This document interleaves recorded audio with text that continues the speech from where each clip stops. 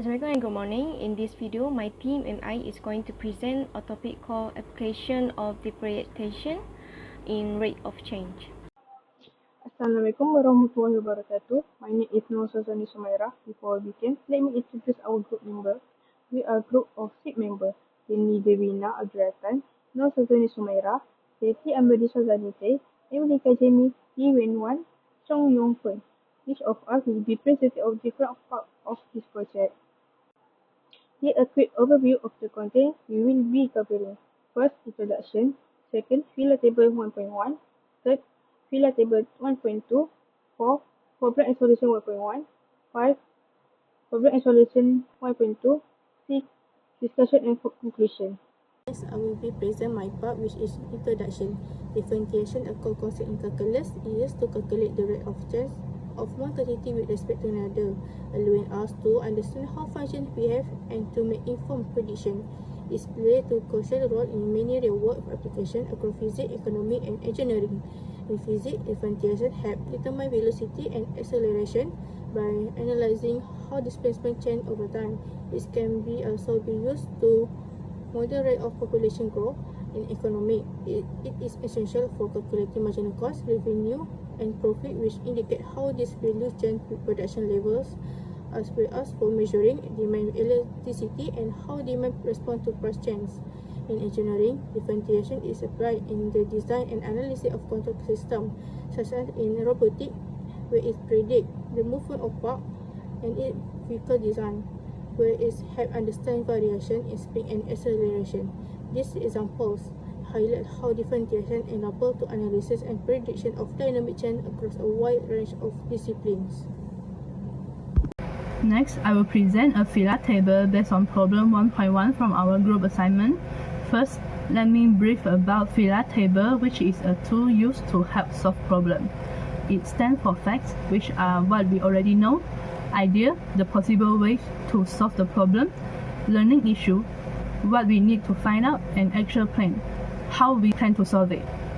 For problem 1.1, the situation involved an oil spill from the tanker that sprayed in a circular pattern. Based on the information, we fill in the table starting with the fact. We know that the oil spill in a circle, the radius increased at a constant rate of 2 meters per second, and the initial radius is 5 meters. And the formula for the area of the circle is A equals pi r squared. For this fact, we generate some idea. We decided to use calculus to find out how fast the area is increasing over time. To do this, we need to apply the chain rule to find dA over dt and also understand how the increasing radius affects to the rate of area growth. Next, in the learning issue column, we identified what we needed to find out. This includes how to apply the chain rule to differentiate the area formula, what is dA over dt when the radius is 5 and the dr dt is equal to 2, and what means when the area is increasing at the rate of dA over dt equal to pi r times dr over dt. Finally, for our action plan, we decide to review rates problem in calculus and use online resource to understand differentiation with respect to time. Then, we calculate the rate of area increase, use the formula. We substitute the value and got dA over dt equals to 2 pi times 5 times 2, which is around 20 pi. This given an approximate value of 62.83 square meter per second.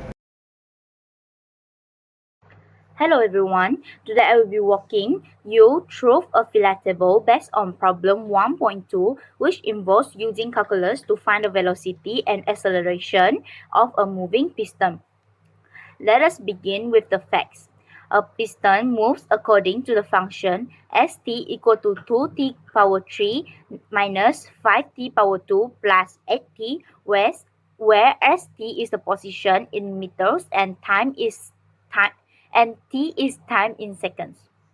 We are given that s is the position and t is time. Our goal is to find both the velocity and acceleration at t equal to 2 seconds. Now, moving on to the ideals. We will use calculus specifically differentiation to determine velocity and acceleration. Velocity is the first derivative of position. Acceleration is the second derivative of position or the derivative of velocity. After finding this derivative equation, we will substitute t equal to 2 to find the required values. Next, let us look at the learning issues. First, we need to understand how to differentiate the position function to get velocity and acceleration. Next, we must know the formulas for velocity and acceleration in terms of derivatives. Also, we must understand how to interpret the second derivative correctly. And finally, we need to know how to substitute and simplify the resulting polynomial expression properly. Lastly, the action and resources we can use is we can review the differentiation rules through textbooks or online resources like Khan Academy or YouTube. Second, we can use tools like demos, GeoGebra, or Wolfram Alpha to visualize and verify our work. Third, we can practice similar problems using class notes or previous assignment. And last, we can, if needed, we can seek help from class lecturers, teachers' consultations, or math learning centers. The Fila table is a great way to break down and organize your thinking for solving calculus problems step by step. It helps clarify what we know and what we need to know and how to get there. Thank you. My name is Zeti and Melissa, and I will be explaining the problem and solution for problem 1.1. So, first thing we have to read is the question, and this question is a dialogue-based question. So, we have to figure out what they want first. So, we will be reading it out first. Ahmad is a clerk. He is interested in finding out how fast the area of the spilled oil from a ruptured tanker spreads in an accident. He tries to get the solution from his nephew Kamal, a student of civil engineering at UTHM. Below is the telephone conversation between Ahmad and Kamal. Assalamualaikum, how are you? Waalaikumsalam, I am fine, uncle. Any good news? No, but I would like to inquire about something from you. Yesterday, I saw an accident in Jalan Batu Pahat, Keluang, between a lorry and a tanker. Oh, what a pity! The lorry banged into the back of the tanker, and as a result of oil spilled from a ruptured tanker. The oil had spread in a circular pattern. That is terrible. Would you please help me to find how fast is the area of the oil spill increasing when the radius of the spill is 5 meters? If the radius in a circular pattern increases at a constant rate of 2 meters per second, okay, I will try my best to find the answer. Could you please give me the answer as soon as possible? No problem. We're going through the explanation of the problem. So, the main objective of the problem is, as mentioned before, where Ahmad is interested in finding out the increase in speed of the area of the oil spill. The problem has been stated that the radius of the spill is 5 meters, while the radius in a circular pattern increases at a constant rate of 2 meters per second. This can be easily solved by using differentiation method in rate of change. Using the data provided, it has been stated that the oil spilled in a circular pattern, meaning the area of the oil spill is the same as the area of a circle, which is pi r squared. Once we figure out what the area of the oil spill is, the next step is to differentiate the area, making it dA over dr equals to d pi r. Since our main objective is to determine the increasing speed of the area of the oil spill, we can determine the equation of it by using the formula dA over dt equals to dA over dr times with dr over dt. Now we will move on to the calculations part of the problem. So we know that the radius of the oil spill is equals to 5m. The constant speed of radius of the oil spill is dr over dt equals to 2 meters per second, and the area of oil spill is equals to pi r squared. The first thing we have to do is differentiate the area.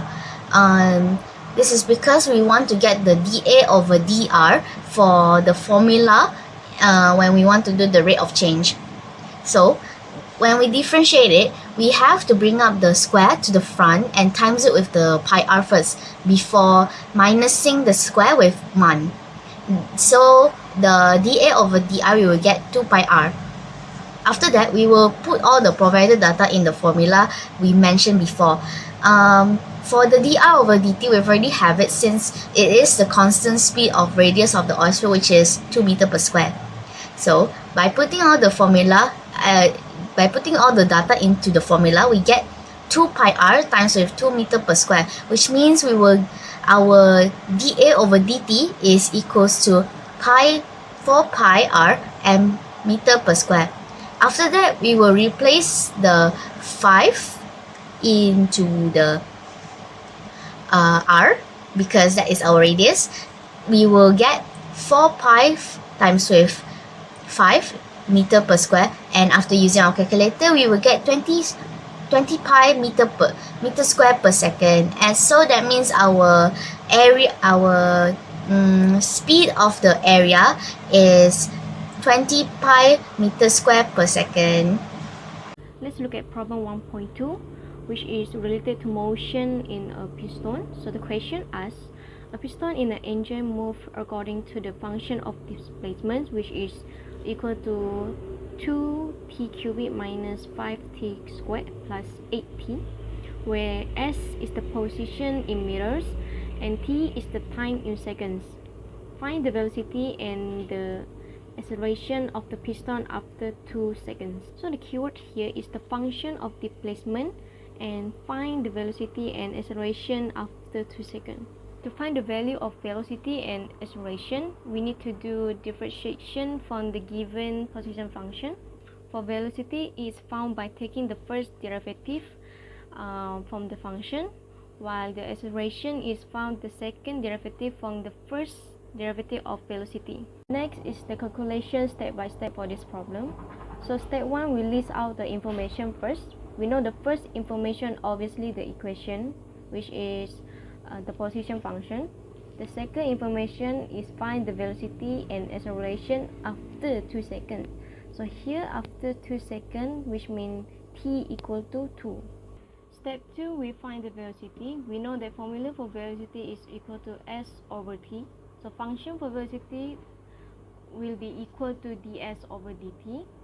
And we already know that s is equal to the position function, so we just replace it. So we got function of velocity is equal to 6t squared minus 10t plus 8. Okay, for step 4, we replace t equal to 2, so we will get the value of velocity is equal to 12 meter per second. Okay, the next step, we find the acceleration. We know that formula for acceleration is equal to v over t. So the function for a is equal to dv over dt.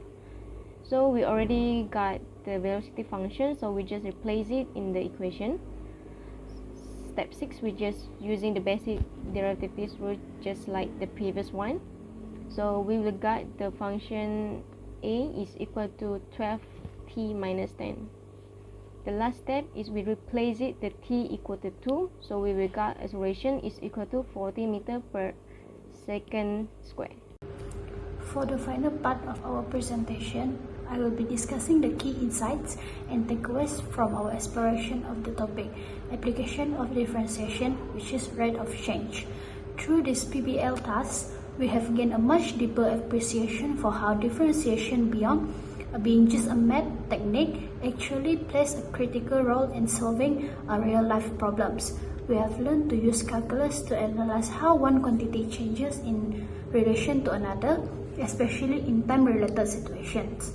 This included techniques like the chain rule and higher-order derivatives, which allow us to calculate related rates, velocity, and acceleration effectively.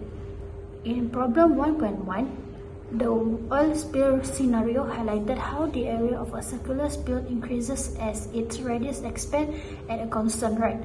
By applying the formula for area A equal to pi r squared and using the chain rule to find dA over dt equals to dA over dr times dr over dt, We discovered that the radius is 5 meters and growing at 2 meters per second. The area is increasing at a rate of 20 pi meter square per second. This clearly demonstrates how fast an environmental hazard can grow and why timely action is crucial. Then, in problem 1.2, we analyzed the motion of a piston in an engine by using a polynomial function to represent its position over time. We found the velocity using the first derivative and the acceleration using the second derivative. At t equal to 2 seconds, the piston was moving at 12 meters per second and accelerating at 14 meters per second square. This kind of analysis is very important in engineering as it helps ensure mechanical components work safely and efficiently.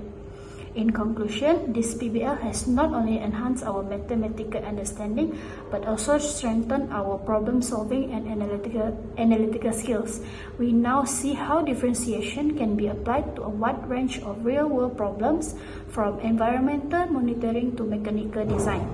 It truly highlights the practical value of mathematics in our daily life and future careers. That's all. Thank you.